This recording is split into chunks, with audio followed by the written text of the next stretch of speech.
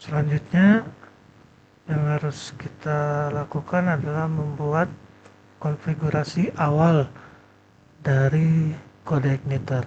Langsung kita buka saja visual code-nya, terus kita pergi ke environment. Nah, di environment ini teman-teman bisa melakukan settingan awal dari project kode igniter. Biasanya untuk perintah yang di sini, seandainya aplikasinya sudah bisa digunakan, kita pakai yang production. Tapi kalau masih dalam pengembangan, kita ganti dulu jadi development ya. Fungsinya apa? Untuk supaya setiap kali ada error, kode igniter akan berikan errornya di mana dan apa yang harus kita perbaiki di codingan kita. Untuk mengaktifkannya kita matikan saja tanda pagar di belakang sini. Kita simpan, Ctrl S. Nah, untuk membuatnya menjadi berfungsi di dalam coding, kita kopikan dulu, terus kita klik sembarangan di sini, terus kita klik kanan, paste. Nah, yang ini kita rename jadi seperti ini.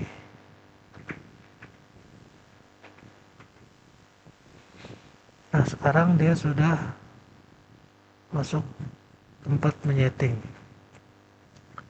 Nah, untuk yang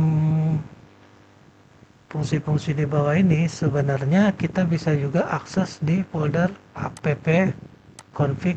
Nah, di sini. Misalnya untuk mengakses atau men-setting alamat URL. Di sini ada base URL-nya kan. Nah, di environment juga ada. Jadi seandainya di sini sudah kita aktifkan, misalnya seperti ini, terus sudah kita ketikkan yang ini, jadi di sininya tidak usah kita edit lagi, karena yang pertama diambil biasanya yang di sini. Kalau sudah kita lakukan settingan di sini. Jadi itu sekilas tentang environment ini ya, settingan INF ini. Kita kembalikan.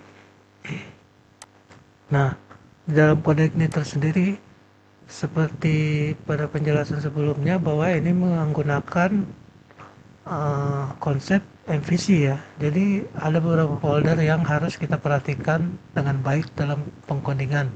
Pertama ada controller, ada models, dan ada juga views. Controller tempat kita memberikan fungsi kepada project atau program kita, kemudian models untuk menangkap database, dan views untuk menampilkannya. Sebelum kita melakukan percobaan, kita melakukan settingan terlebih dahulu di konfigurasi, terutama di bagian app ini ya. Di sini kita punya link dasarnya ini. Untuk yang indeks kita hapus saja seperti ini, agar URL-nya nanti lebih rapi ya.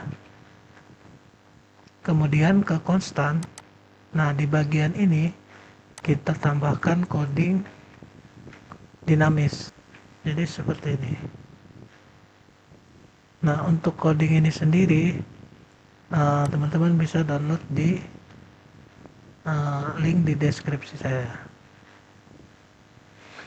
Fungsinya adalah untuk agar web atau URL kita nanti, baik itu setelah di hosting atau kita sedang praktekkan, akan memberikan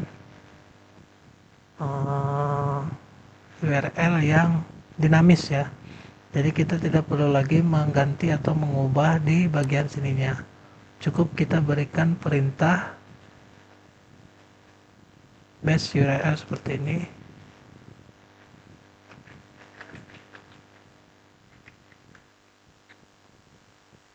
Maka nanti si file constant akan mengkonversinya seperti ini ya. Seandainya TTPS jadi begini, Kalau dia masih HTTP, jadi langsung ada tambahan seperti ini.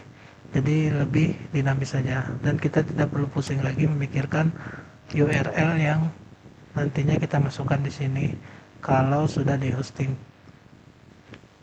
Selanjutnya yang perlu kita perhatikan lagi,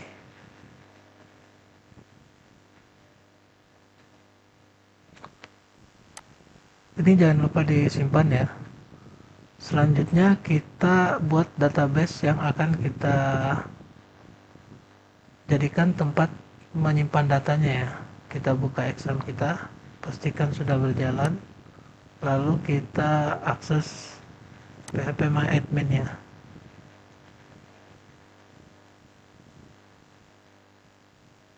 Untuk di sini kita buat dulu aja nama tabelnya, nama databasenya latihan field ya. Kita kasih underscore di sini. Kemudian tabel pertama kita beri saja tabel pegawai. Fieldnya ada 4. Nah, sekarang kita isi fieldnya seperti ini.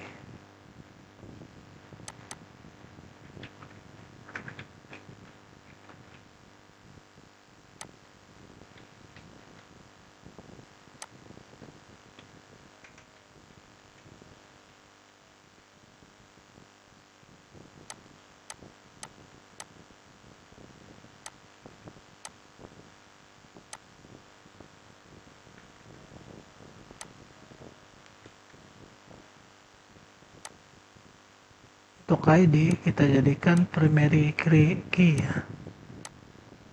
Dan ini AI di sini maksudnya auto increment ya. Jadi dia nanti untuk khusus ID itu otomatis dibuat oleh si examnya ini. Kita simpan.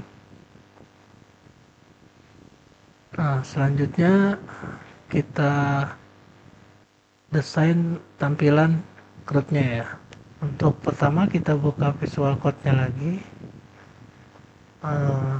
Kemudian kita tutup aja dulu yang ini ya. Nah, kita akan berfokus pada file view, models, dan controller ini. Pertama-tama kita buat dulu form untuk untuk menampilkan data, tambah data, edit data, dan hapus data. Kemarin saya sudah buat untuk template-nya, bisa teman-teman download di link deskripsi. Untuk penampilan datanya kurang lebih seperti ini nanti. Kemudian untuk formnya seperti ini. Baik, folder dan file ini kita Ctrl A, kita copy saja, terus kita taruh di project kode igniter kita sini ya. Nah, kopikan di folder public seperti ini. Selanjutnya, untuk bisa memasangnya di project kita harus buat sebuah template ya, template yang nantinya akan menampilkan data kita menggunakan bootstrap yang sudah saya buat tadi ya. Pertama kita ke folder view, terus kita buat folder namanya itu layout. Di dalam layout ini kita buat lagi namanya itu filenya template.php dan navbar.php.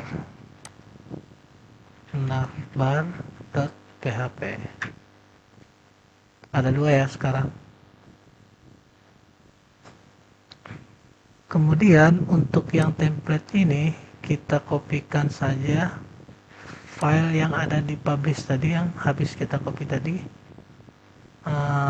Kita buka yang bagian data ini, kita Ctrl A, kita copy, kita taruh ke template. Nah, kita simpan ya. Untuk navbarnya sendiri kita copy yang bagian nav ini ya, nav ini yang menu yang ada yang di atas tadi, kita blok, Ctrl X, kita pastekan di sini. Ini juga kita simpan lagi. Nah, untuk bagian sini, bagian template itu kita modifikasi ya, kita modifikasi codingnya di bagian sini, kita tambahkan echo ya, echo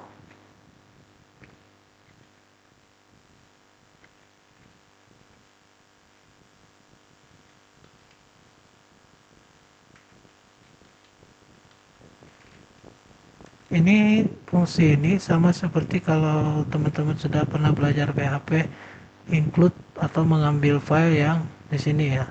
Jadi coding ini dia akan taruh di sini. Kemudian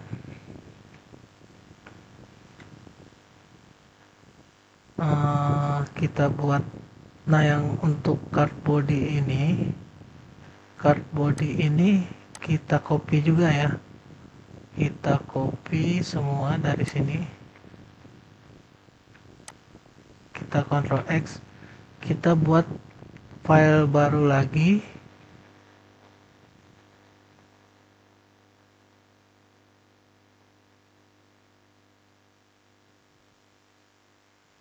kita buat folder ya, folder dengan nama CRUD ya, CRUD. Di dalam CRUD ini kita buat lagi file namanya index.php. Kita pastekan di sini. Nah, jadinya seperti ini ya. Untuk menampilkan si indeks ini ke dalam sini, kita berikan perintah echo lagi.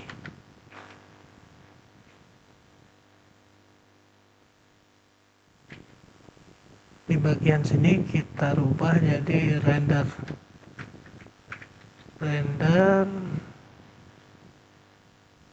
section. Di dalamnya kita berikan perintah konten.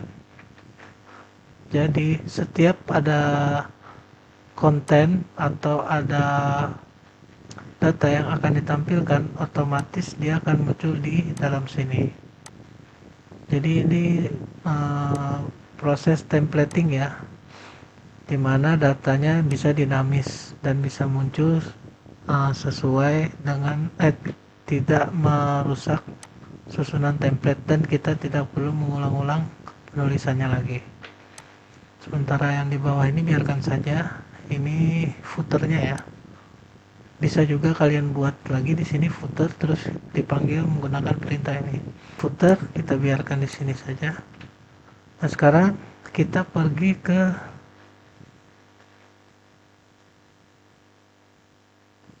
controller ya. Controller, kita buat controller baru dengan nama CRUD.php. CRUD.php. Nah, untuk perintah awalnya kita kopikan yang dari home ini aja. Kita copy, kita pastekan di sini. Kemudian di bagian view-nya kita rubah jadi seperti ini, CRUD/index.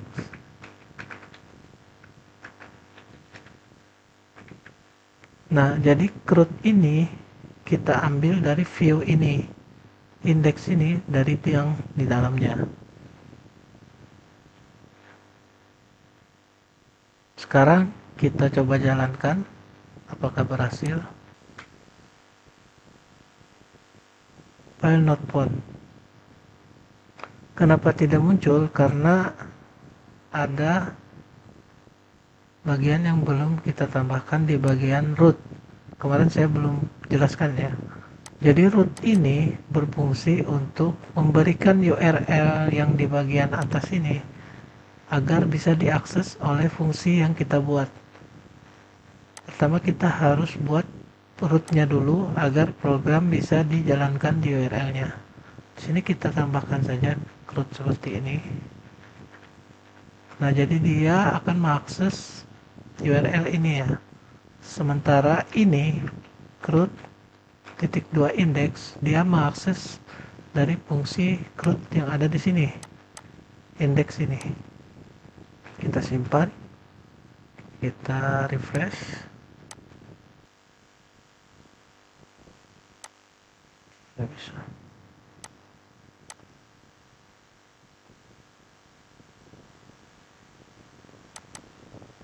Oh, maaf, ininya belum kita rubah kelasnya. Kelas ini harus sesuai dengan nama file yang di sini. Oke, kita simpan, kita refresh kembali. Nah, sudah terbaca ya, tapi untuk template-nya belum terbaca. Kenapa belum? Karena untuk bagian sini kita belum panggil template ini ya. Jadi kita harus panggil dulu di bagian index ini.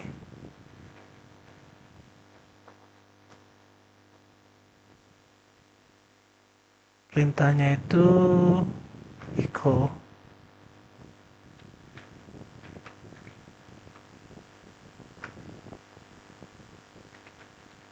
extend. Nah, kita panggil layout template ya. Kita tutup. Nah, kemudian di sini kita tambahkan section content. Section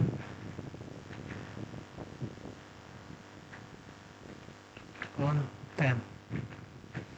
Nah, jangan lupa juga kita tutup di bagian bawahnya. End section. Kita refresh kembali.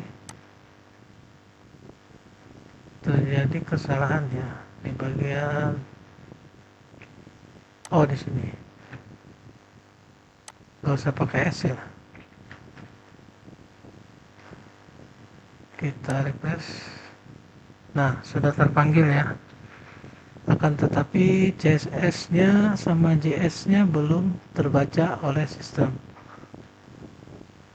Kita rubah dulu di bagian template sini. Nah, yang ini kita kasih echo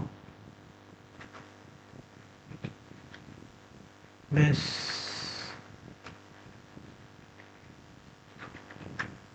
URL kurung garis miring. Nah, kita kopikan di bagian sini dan juga bagian ini. Kita simpan, kemudian kita refresh kembali. Nah, CSS-nya sudah terpanggil ya. Selanjutnya kita akan tambahkan fungsi tambahan di sini.